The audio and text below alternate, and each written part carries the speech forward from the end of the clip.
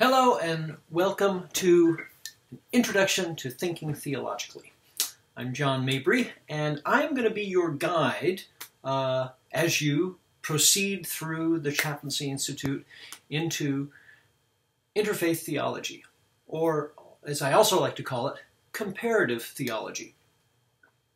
So just what does theology mean? It's kind of a scary word, right? It's not a word that we use every day. And when we hear it, we usually think of the academy. It's not a very friendly word. But what does it mean? It comes from the Greek, and it actually means words about the divine, or thoughts about the divine.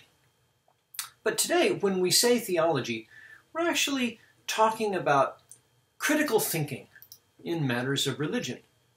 And that's what we're going to be doing, both in this online class and in our classes that are face-to-face, where we're going to be going much deeper into a lot of these subjects. Theology is thinking about the big questions. What is the ultimate reality? Or, another way of saying that is, who is God? Who are we? And what does the divine want from us?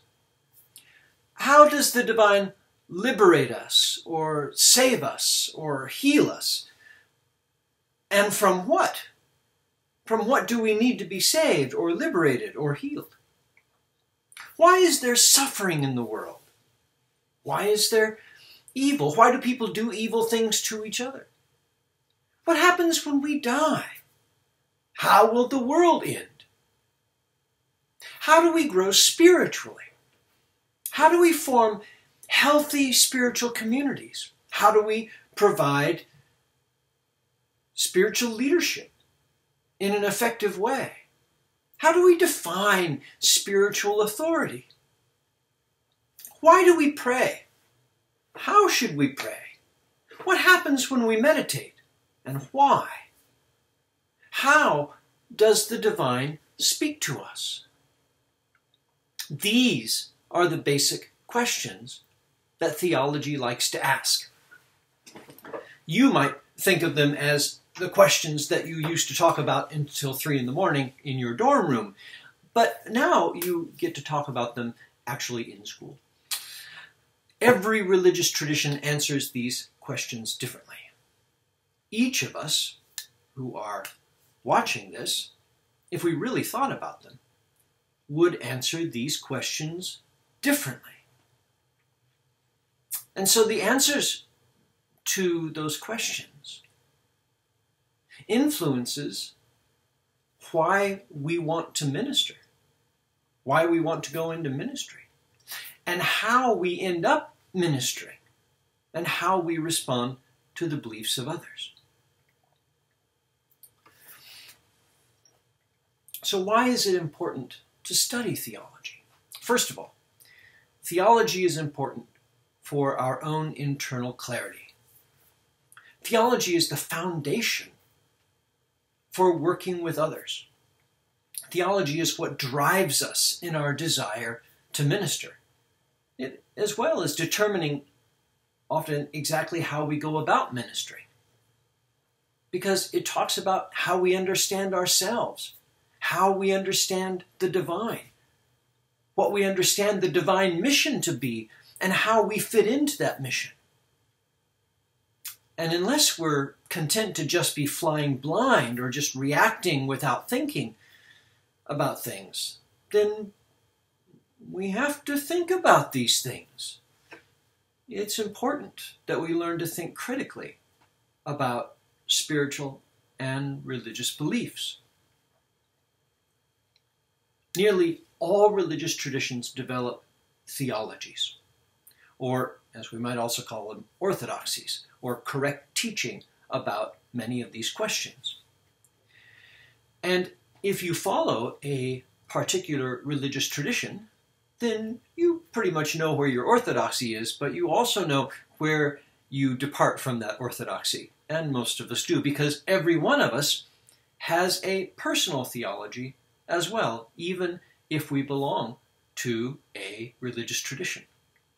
In fact, I'd say that no two people, even within the same tradition, believe exactly the same thing. And that's because our experience of the world differs. And because of our experience of the world differs, our experience of the divine differs too, because it has to.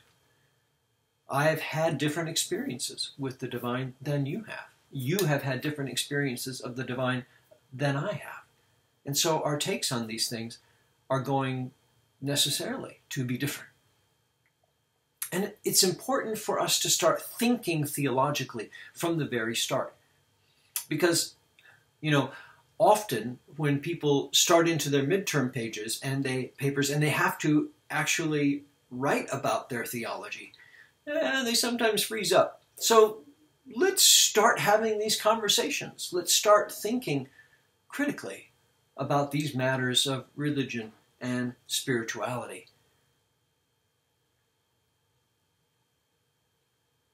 Another reason that it's important to study theology is that it's important for your basic ministerial competence. Other people are going to expect you to know your stuff, and they're going to call upon you. You are the religious professional. And if you don't have a grasp of the basic theological categories, it will be hard for you to be taken seriously by others in your field, and sometimes by the more theologically educated among the people that you serve. Theological questions are our stock in trade. And so knowing what the categories of spiritual exploration are, the names of those categories and what they mean, and also what are the range of possibilities within those categories. That's what we're going to be talking about today. So let's talk about what is interfaith theology. Interfaith theology is not a set of answers. It's not a set of beliefs.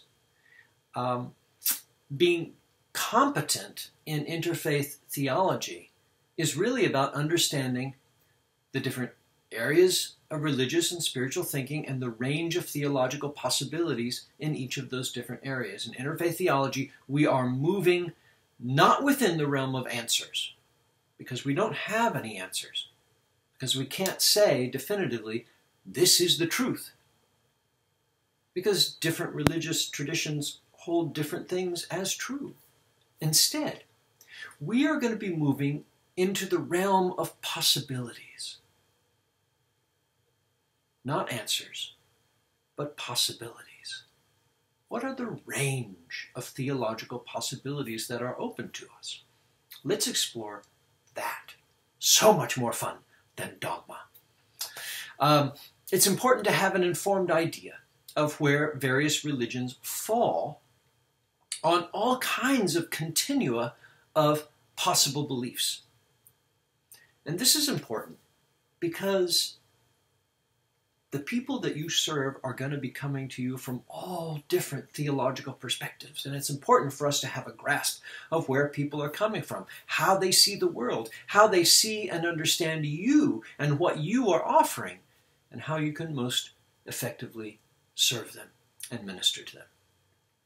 It's important to know, in other words, the lay of the land, so that you can meet your patients and the people you serve exactly where they are, on their own ground, on their own terms. An important distinction also needs to be made between what is real for oneself and what is the ultimate reality. There is no one description of ultimate reality because, by definition, ultimate reality is ultimate. It's not something that we can grasp. It's not something that we can express. It's ineffable. It is beyond human comprehension. And so all of our attempts to describe the ultimate reality are going to be incomplete and, at best, metaphorical. So how do you hold your beliefs in a non-dogmatic way? It's a question of feeling this is true for me versus this is true. It's about being able to accept that other people's views of ultimate reality is as true for them as yours may be for you. As I said, the only way we can really approach or describe the ultimate reality is through metaphors. And every religion gives us a symbol set, a set of symbols and metaphors and stories that point to the ultimate reality. Now, the symbol set that I use is going to be dear to me, just as the symbol set that you use is going to be dear for you. But I don't assume that my symbol set is more accurate than your symbol set. I love my symbol set because it's mine. And I assume you love your symbol set because it's yours. But they both do the job. They both point to the ultimate reality and give us tools and a vocabulary with which to speak about it. It's kind of like, to use another metaphor, different languages. I mean, I love English. And English does the job pretty well. But I've heard French is a fine language too, and for people who speak French, does the job just as well. Another analogy, I love my family. It's okay to love my family, but I don't assume my family is better than your family. I love to have dinner at other people's families, but I always love to come home to my own. It's the same with religions or religious traditions. I love my tradition, but I find other people's traditions pretty interesting too. And I don't think mine is better than others. They all, in fact, fascinate me, and I hope they will fascinate you as well. Not nailing something down into a definitive answer keeps the range of possibilities open. Another way of talking about this is the field of potentiality. The things that are potentially true, they can all be up in the air at the same time as we look at the various different ways that we might understand something or we might express something. And keeping this field of potentiality intact is very valuable. Otherwise, we risk inflicting our own dogma and our own metaphors and our own symbols on those whom we serve. This is not just about articulating what you believe. In ministry, your belief can sometimes be beside the point and can even get in the way. In ministry, our own beliefs are not as important as the beliefs of the people that we serve. And sometimes we have to set them aside so that we can use the metaphors and the symbols and the stories that the people that we are serving are most comfortable with. One approach that I like to talk about is hanging my own paradigm on the peg outside the door, just like Mr. Rogers hangs his sweater. And then entering the room, entering the paradigm of the person that I'm serving, putting on his or her paradigm like another sweater in order to be of service to them. Another thing, as we study interfaith theology, is that our approach must be comparative, not synthetic. What I mean by this is we're not going to synthesize a new interfaith theology. We're not going to create or describe for you an all-encompassing belief system that all of the existing religions can find a place in. We're not going to do that, mostly because that mistake has been made in the past. For instance, A really good example is the Sikh faith. Started off as an interfaith movement, and lots of people joined it from all kinds of different faith traditions. And they just called themselves disciples. But as they went along, they started to form beliefs and an orthodoxy. And in a couple of generations, they had gone from being an interfaith movement into being another religion. Now, Sikhism is a fine religion, but it's no longer an interfaith movement. The same could be said of the Theosophical Society. Once we articulate an accepted system of belief, we collapse the field of potentiality, and we actually take away our ability to speak across traditions, because we become just another religion. In other words, if religions are islands and interfaith ministry hopes to be a bridge from island to island, if we articulate an accepted theology, then we become another island, and we lose our ability to build those bridges. So, just to be clear, we are not going to nail anything down. You're not going to come away from this class with any answers. Yay! We're not going to say this is the truth about anything. Instead, we're going to look at all of the things that might be true. We're going to look at the wide range of possible positions, and we're going to identify the traditions that hold those positions. So, in this mini course, we're going to work on basic theological literacy. We're going to look at the wide range of theological possibilities and hopefully help you begin to think through your own personal theology. There are a wide variety of theological categories that have been traditionally defined by theologians of a wide variety of traditions. The ability to use and be comfortable with this basic terminology that theologians use is helpful, especially when you are reading theology or talking to other religious professionals, because you're going to be coming across these words, helpful to know what they mean. So, we're going to be using these categories as a jumping off point in exploring how various traditions understand their own map of reality, because that's really what orthodoxies are. They are maps of reality. Every religion has one. And so, as we assemble these maps, we're going to actually create kind of an atlas. We're going to construct a geography of the invisible.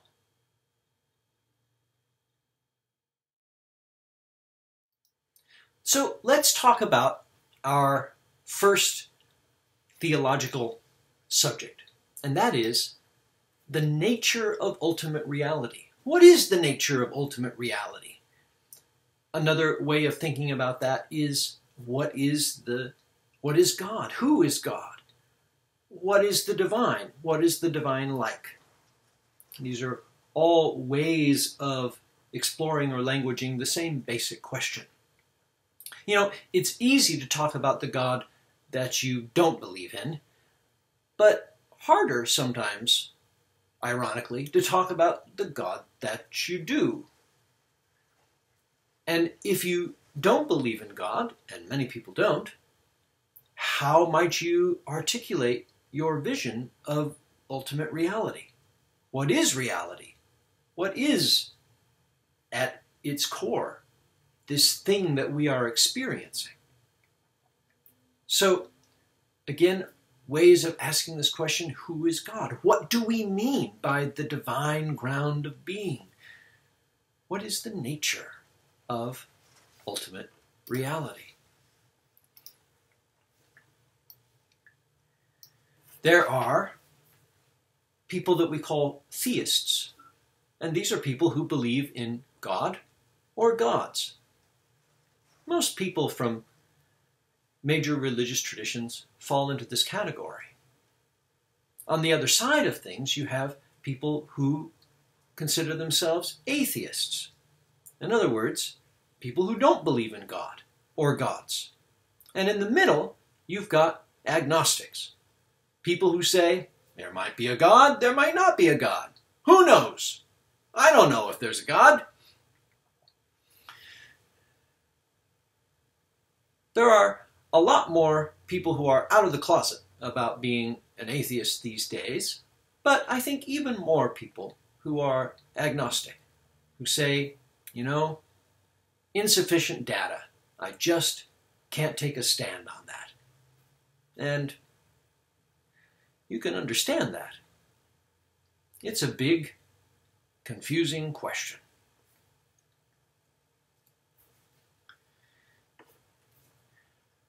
Let's look at how some of the religious traditions fall on this continuum. So, among the theistic traditions, you have native traditions, who usually believe in many gods. You have Hinduism, also believing in many gods. Judaism, Christianity, and Islam, all believing in one God. Buddhism is kind of agnostic. The Buddha said, there might be gods, there might not be gods. I'm not sure, and it doesn't really matter. Gotta love the Buddha. And Taoism, well, that's an interesting tradition in that it does talk about the Tao as being the ultimate reality. But is the Tao God or a God? Not really. It's more like just the way things are. So I put it somewhere in between agnostic and atheist, but you might want to put it someplace else. Another polarity that we can explore when describing or exploring ultimate reality is one God or many gods. And of course, different traditions come down in different places on this. So, for instance, Zoroastrianism was the first great monotheistic faith in the West. Judaism picked up a lot of things from Zoroastrianism, including monotheism. Christianity also picked up monotheism, although with the Trinity, that's kind of tricky. 3 gods or one? Even Christians don't really understand it. But Christians have always come down pretty clearly on the fact that there's only one God. That God just takes 3 forms.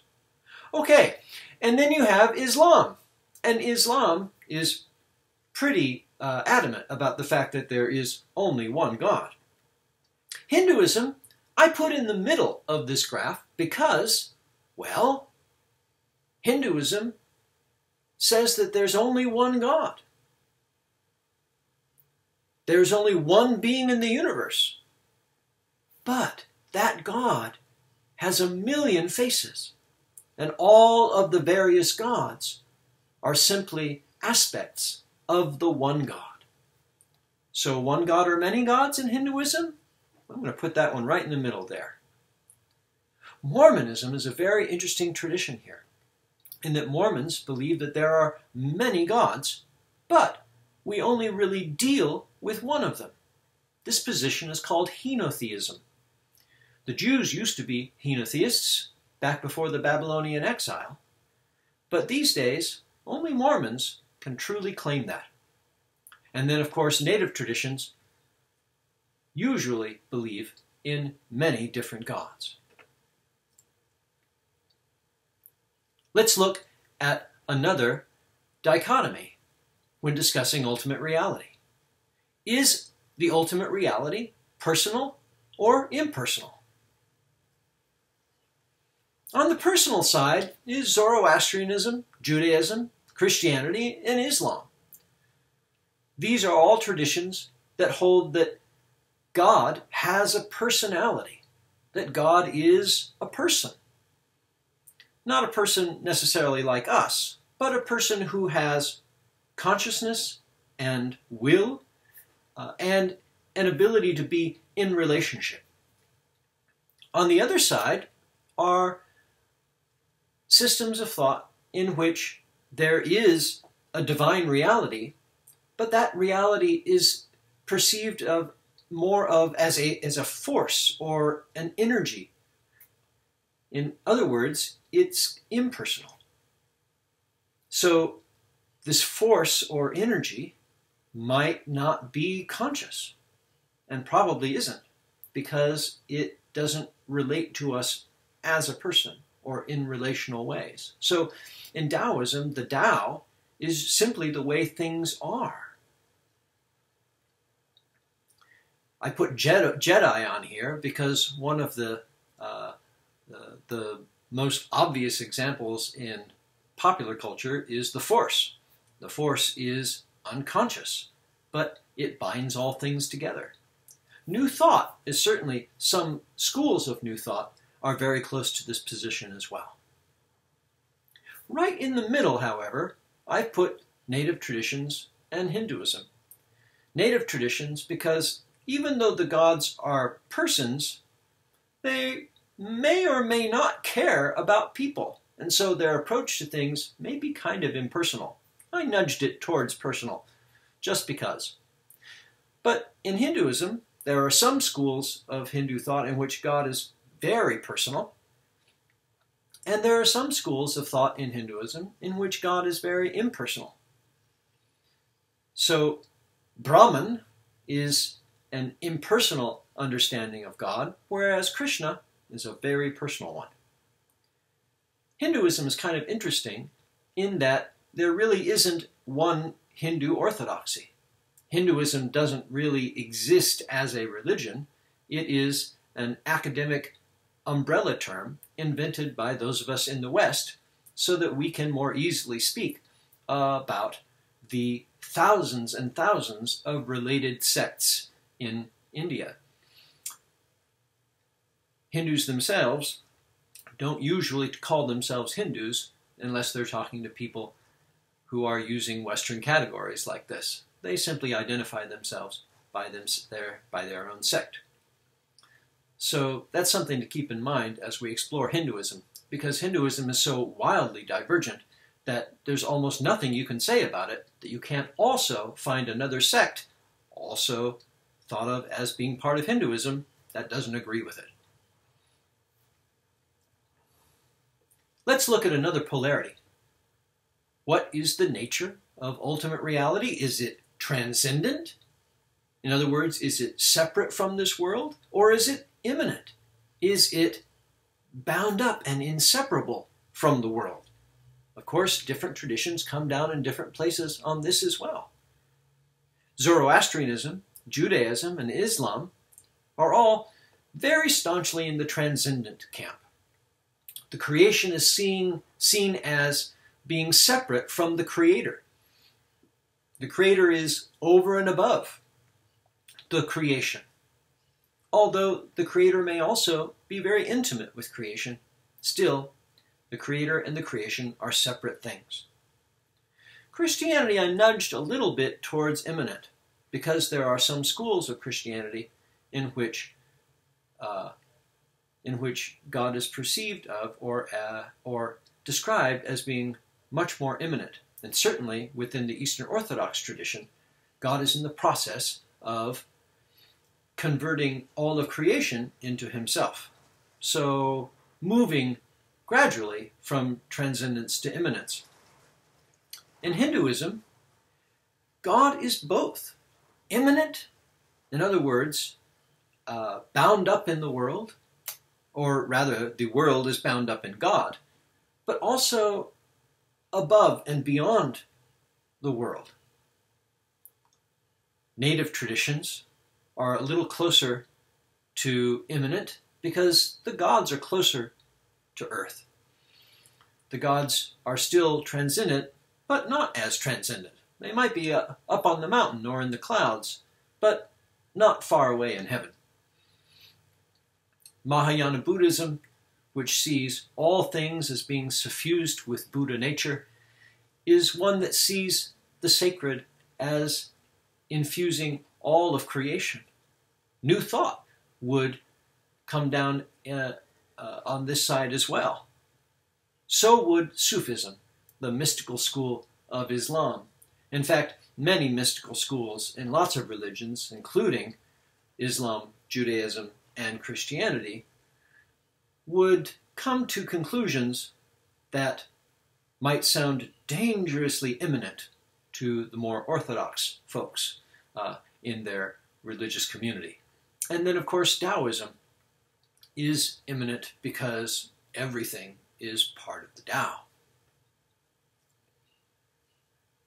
Here's another continuum. Is the divine reality omnipotent? In other words, all-powerful? Or is the divine reality limited in its power?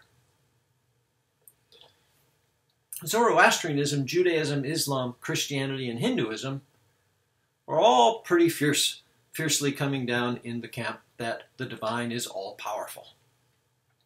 But in native traditions, not so much. The gods have different levels of power, and none of them have absolute power. They might have more power than any other being, but they don't have the power that we have come to think of when we think of the more transcendent gods of the monotheistic religions. Process thought also sees the divine as being very limited in power. The divine only has the power in process thought to persuade, not to coerce or to actually change anything in the universe. The divine in process thought only has the power to whisper. But if you can whisper to every being simultaneously, that's a lot of power. Of course, those beings have to be listening. Okay, here's another one. Is the nature of ultimate reality good, or is the nature of ultimate reality evil?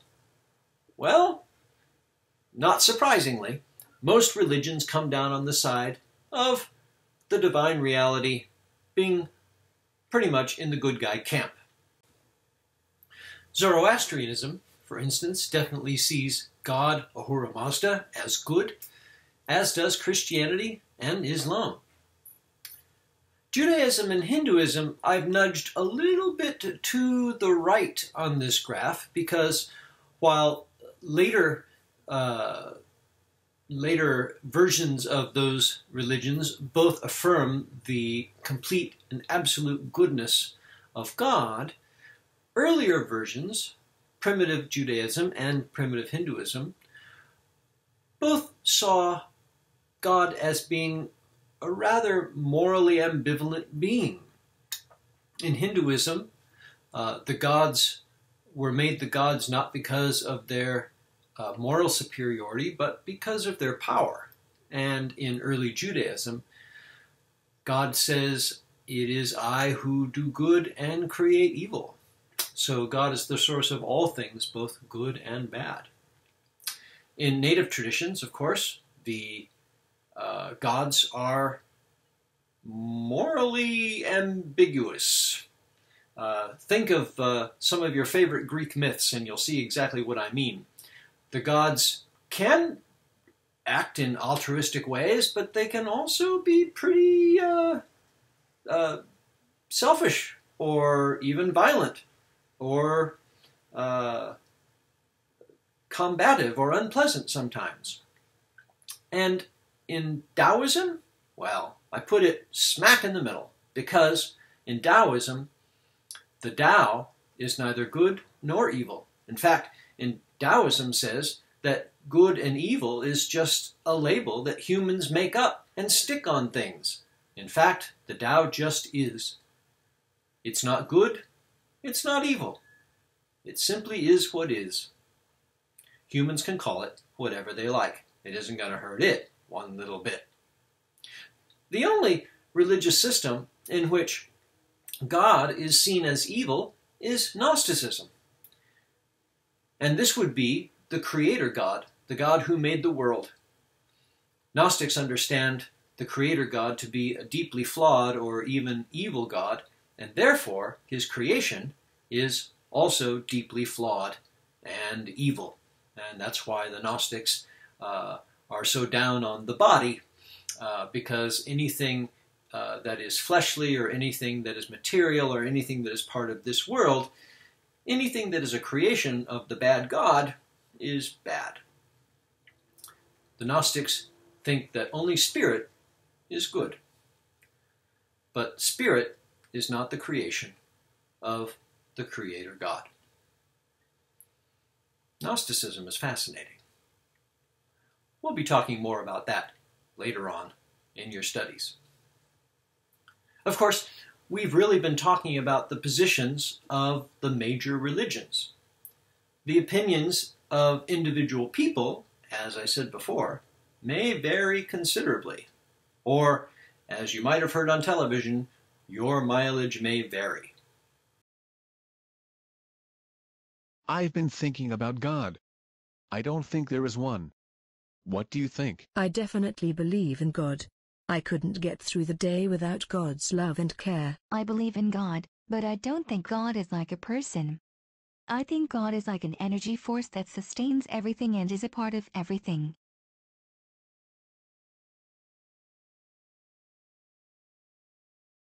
I think God is a large wheel of cheese. Wisconsin cheese. So on the continuum of whether the divine is a foodstuff or a car part, Becky comes down solidly on the position that the divine is a foodstuff. But now, let's turn and hear what you think about the ultimate reality. It's time to do some writing. Don't let it scare you.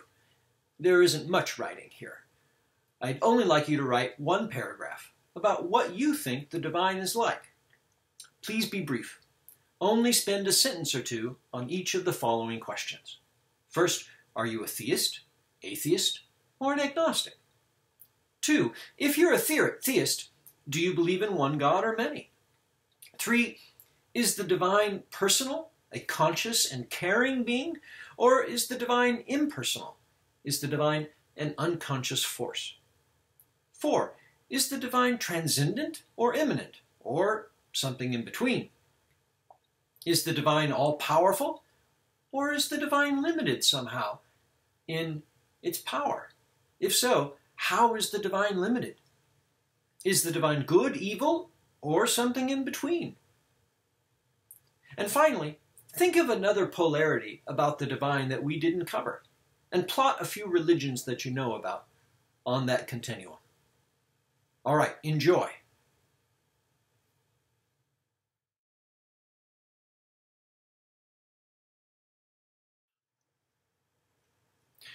All right, well, we're back, and we are going on to our second big area of concern in theology, which is called soteriology. And what this really means is salvation. What is salvation? Well, soteriology comes from the Greek word soter, which means healing. The Latin word for this is salve, as in salve regina, and the English word is spelled very much the same, and it means salve, like what we put on our hand when we need healing for something. Same word. A lot of students, when I use the word salvation, object, saying, that's a Christian word. Well, in fact, it is a Christian word, and it is an English word. And because our dominant culture is Christianity and we use English to speak about it, I can see, it's easy to see how the association gets made. But in fact, every religion has a theology of salvation. Of course, every religion has a different word for it, depending on what part of the world they come from and what language they're speaking. So, for instance, while in English we might use the word salvation, in Hinduism or Buddhism they may be using Sanskrit, and the word then is moksha, which could be translated into English as salvation or perhaps liberation. If you are reading Hindu or Buddhist scriptures in translation, you will very often come across the word salvation in them. But again, that's because you are reading in English. And the concept is very much the same. We might think of salvation in terms of healing. We might think of it in terms of deliverance from something that is threatening us. And we might think of it in terms of enlightenment. The exact words that we use for it are going to differ depending on what it is you understand that you need to be saved from. How about you, Maggie? What do you need to be saved from? I need to be saved from an illusion that makes me think that I'm a separate being unconnected to anything or anyone else. How about you? I'm terrified of dying. I want to be saved from death. Is that so wrong? I need someone to save me from my existential torpor. My wife packed me a really scary sandwich. I think I need someone to save me from my sandwich. I think I need someone to save me from time-wasting employees. Let's get back to work, people. So when we're talking about salvation, the important thing to keep in mind is, what are we being saved from? And by whom? And how? The starting place for this is asking the question, what's the problem? What is the problem? Every religion sees a different problem at the core of human nature.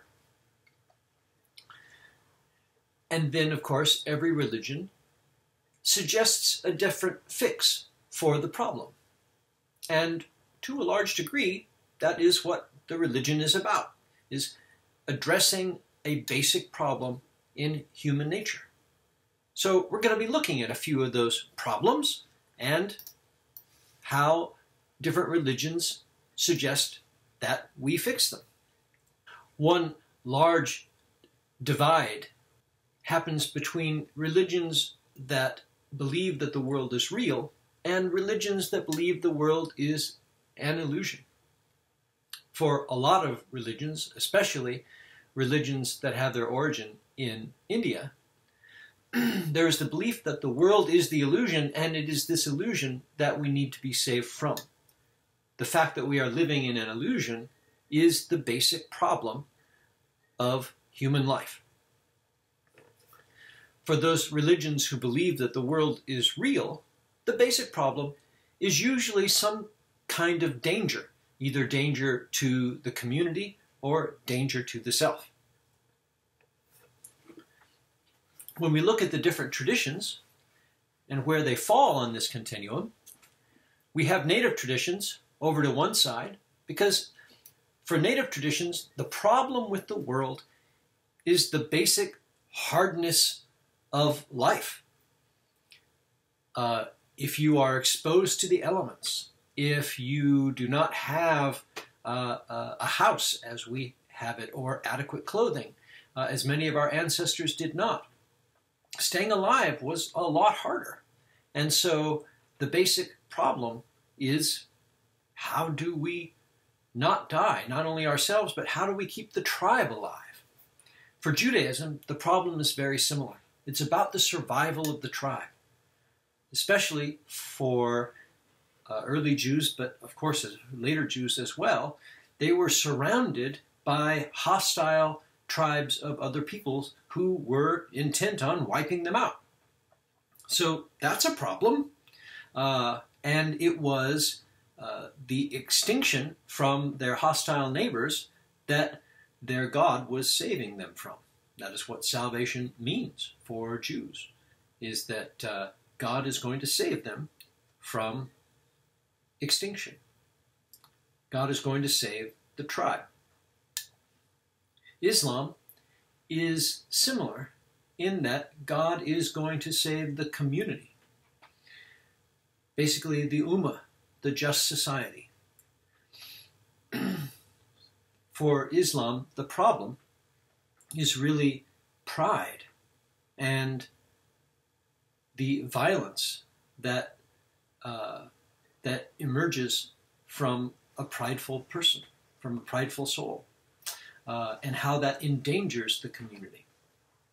In Christianity, the world is definitely real, and the big problem is also one of survival, but not survival of the tribe or the community so much as the survival of a person's self after death. The problem then is that we die.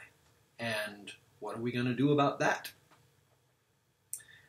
In Zoroastrianism, the world is definitely real, and the problem is that there are larger spiritual forces all around us that are engaged in a huge battle for the fate of the universe. So in Zoroastrianism, we are living on a battlefield, and that is not the most comfortable place to live, and it causes some problems. So what do you do?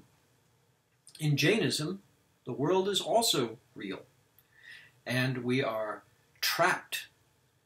Our souls, or jivas, are trapped in matter by our karma. Again, a big problem, because it is not comfortable for jivas to be trapped in matter. They want to be free. They want to go to the world of spirit. Taoism is kind of a funny tradition, in that Chuang-Tzu often speaks of the illusory nature of the world, but Lao-Tzu affirms its basic reality and just says that the universe and the Tao just is. So I put it somewhere in the middle, because depending on your school of Taoism, you might have different ideas or thoughts about this. On the world is an illusion side of our graph here, among those who think that the basic problem with humanity is that we're living in an illusion, are the Valentinian Gnostics, for instance, one of the few Western groups that falls into this category. The Valentinian Gnosticism is different from other forms of Gnosticism in that it is not anti-cosmic, because it sees the world as an illusion that must be transcended. Duality itself, the Valentinian Gnostics believed, was an illusion. And so the salvation that its faith offered was the union of all opposites which brought somebody into a unitive consciousness that would save one from dualism, from the hardness of the illusory world. New Thought, also a Western religion, and a more recent one, sees the basic problem as the illusory nature of the world, and our inability to, or the difficulty in seeing through that illusory nature.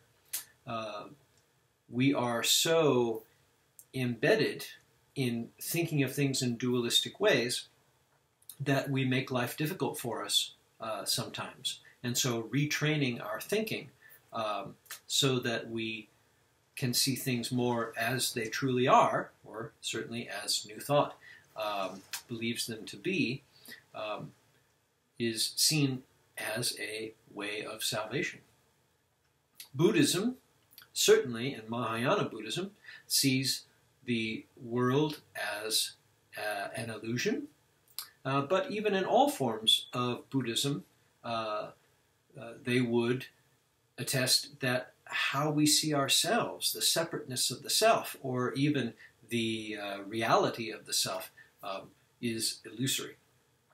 Sikhism, too, just like its Hindu and Buddhist neighbors would affirm the basic unreality of the world, the illusory nature of the world, and Hinduism, of course, seeing all things to actually be in God, and therefore anything that seems to be separate is illusory. In fact, we ourselves are illusory if we think that we have any kind of independent existence, or indeed any reality of our own. Another continuum that we can draw in looking at salvation is just who is it that needs to be saved? of course, most religions would say, well, the problem is with human nature, and so it's humans that need to be saved from something, either by their own efforts or by divine effort. But, in fact, in some traditions, it is God who needs to be saved. In process theology, the only thing that is in danger is God, and so it is not only, well, mostly God's project in process theology that is in danger, and so we are assisting in God's salvation. Nikos Kazantzakis wrote a marvelous book called The Saviors of God. We are the saviors of God if we assist in his project. Hinduism, I put closer to God needing to be saved because, indeed, in Hinduism, there is only God. There is no independent existence for any of the rest of us. When it comes down to it, all of us are simply parts of God. And so if anything needs saving, it is God that needs saving. What's strange is that in Hinduism, what God needs saving from? Mostly boredom. Yeah, you would think television would do it. But no, we get the whole world. In Buddhism, I put it somewhere in the middle because, of course, most Buddhists do not believe in God. But certainly, people need to be saved from the illusion of the world, and yet, in Buddhism, there is no reality to the person. So, what is it exactly that needs to be liberated in Buddhism? Certainly not a self, because the self is not real. Buddhism is a fun religion in that sometimes in chasing these questions, you just start chasing your tail.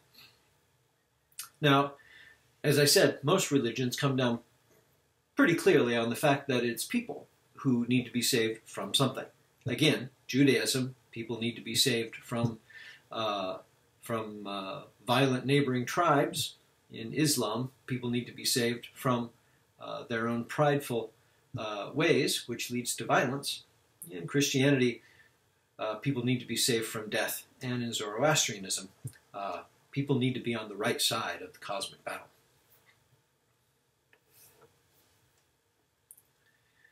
When we talk about salvation,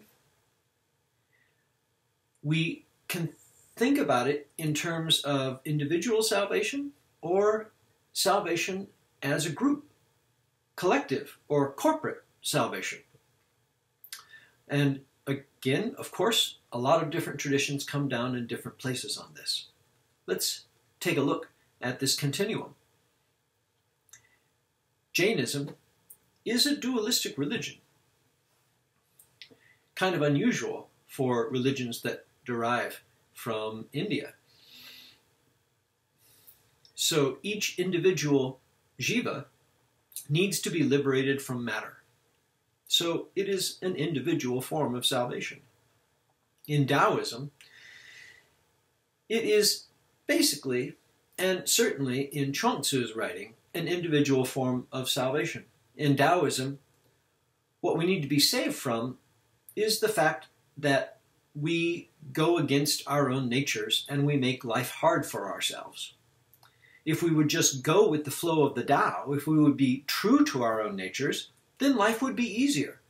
And that is really what salvation is about in Taoism, an easy life. And so if we are constantly going against our true natures, in other words, striving, forcing things, doing things that are hard, going against the grain. Here's a good way of putting it. A dog eats when it's hungry and sleeps when it's tired and wags its tail when it's happy. The dog has much more wisdom than people do, because we don't do any of these things. Taoism says, be like the dog. If you're hungry, eat. If you're sleepy, take a nap. It seems like common sense, and indeed, Taoism is a lot of common sense. Unfortunately, people don't listen to common sense. So Taoism says, listen to common sense. Do what comes naturally when you are being a human, and your life will be easier. It is an individual form of salvation. Now, it is true that in Lao Tzu, the main scripture of Taoism, we see something slightly different, in that Lao Tzu says that if you can put this into practice and be an example for other people, then society will have an easier time of it as well. So you could make a good case for maybe putting it in the middle. In evangelical Christianity, the salvation from death is entirely an individual thing. It's kind of a me and Jesus kind of religion, where people gather in churches because it's good to have support for one's spiritual life. But really, salvation for them is something that happens between oneself and God. In Theravada Buddhism, salvation or moksha, liberation, happens largely because of individual effort. If a person is going to be liberated, a person has got to really, if you're going to cross the stream to enlightenment, you have to paddle your own canoe. And there's nobody who can paddle it for you. The Buddha, in Theravada Buddhism, showed us the way to do it, but you have to travel it by yourself. And also a new thought. You have to give attention to retraining your own ways of thinking in order to rightly perceive the world. Now, coming down somewhere in the middle between individual and corporate forms of salvation is most forms of Protestant Christianity, in which we are Christians saved as a people. I am myself a Protestant Christian, and so thus the we are saved as a people, and yet it is a personal decision whether to join in on that salvation. In Hinduism, there is an aspect, I put this in the middle there too, because again, the ambiguity between the self and the collective in Hinduism. If there is only God, and if the individual doesn't actually exist, and yet the individual is told to make effort, where do you put it? I put it in the middle. And in Zoroastrianism, there's a lot of emphasis upon individual discernment, individually discerning what's right and what's wrong, in order to make good decisions, in order to fight the good fight on the right team. So a person individually has to make good decisions, but one is also fighting as part of a team against all of the amassed forces of evil. So again, it's kind of a both and. But then there are, of course, traditions that are solidly corporate forms of salvation, collective forms of salvation, such as native traditions. If you are by yourself in the jungle, you are not going to last long, regardless of the Tarzan stories. In native traditions, we survive because we are a people, we are a tribe. And if the tribe has life, a person has life. And a person apart from the tribe is not really a person. So, salvation, which for native traditions is really about the survival of the tribe, has to have a tribe in order to survive. Mahayana Buddhism is kind of the same. In Mahayana Buddhism, the Buddha can ferry us all across that river to enlightenment. And there's room enough for everybody on the ferry. But the Buddha's the driver. So let's all get on board. We are saved or liberated as a people in Mahayana Buddhism, as a group. Catholic Christianity, too, is entirely a corporate form of salvation. The early church fathers talked about the church being like Noah's Ark. If you're on the ark, well, then you're going to be saved from death. But if you're not on the ark, sorry, Charlie. In Islam, salvation is seen as the formation of the ummah, the just society. What are we being saved from? Well, we are being saved from violence. We're being saved from injustice, all of the things that derive from people's pride. And so, if we are putting aside our own desires and our own selfish gains for the good of the community, for the good of the ummah, then everyone is going to share in the goodness that results from that just society. That's a corporate form of salvation. And then, of course, Judaism as well. Salvation for Jews is about the survival of the Jewish people.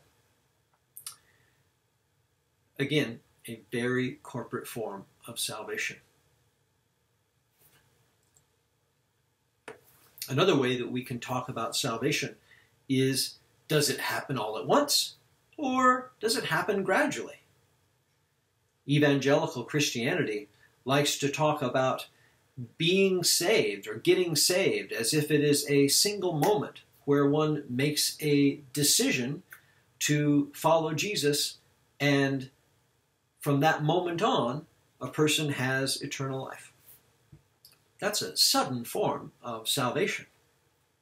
Rinzai Zen Buddhism is a sudden school of Buddhism, of Zen Buddhism, where enlightenment comes upon one all of the sudden. As opposed to Soto Zen Buddhism, which is a more gradual school, as you'll see, it is there on the other side of the continuum.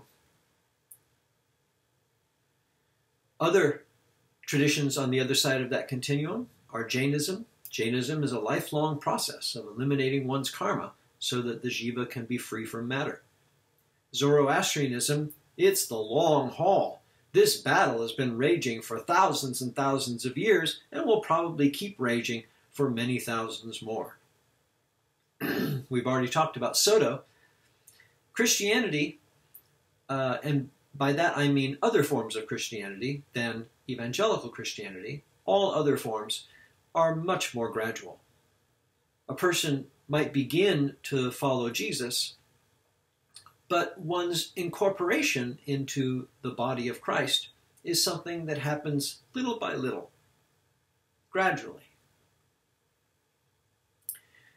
In fact, most Christians can't point to a single moment when they knew the process was complete. And in fact, most Christians see the process as a lifelong thing. In Islam, too, the perfection of a person's morals is a lifelong endeavor. It is every morning that you decide to set aside your own desires and submit to the will of Allah.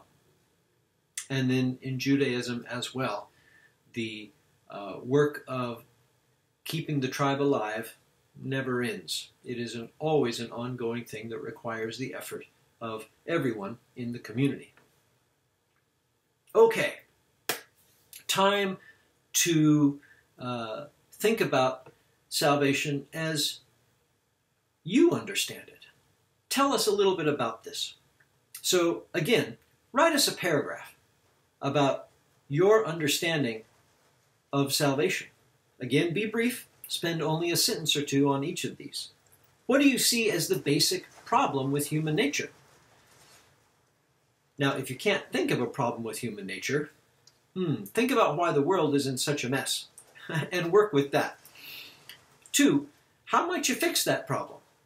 3, how does your personal spirituality help you with this problem? 4, is your solution an individual solution or a corporate solution? 5, is your solution gradual or is it sudden? And finally, think about another polarity about salvation and plot a few religions that you're familiar with on that graph. We'll be spending a lot more time on soteriology, salvation theory, in our upcoming modules. So stay tuned.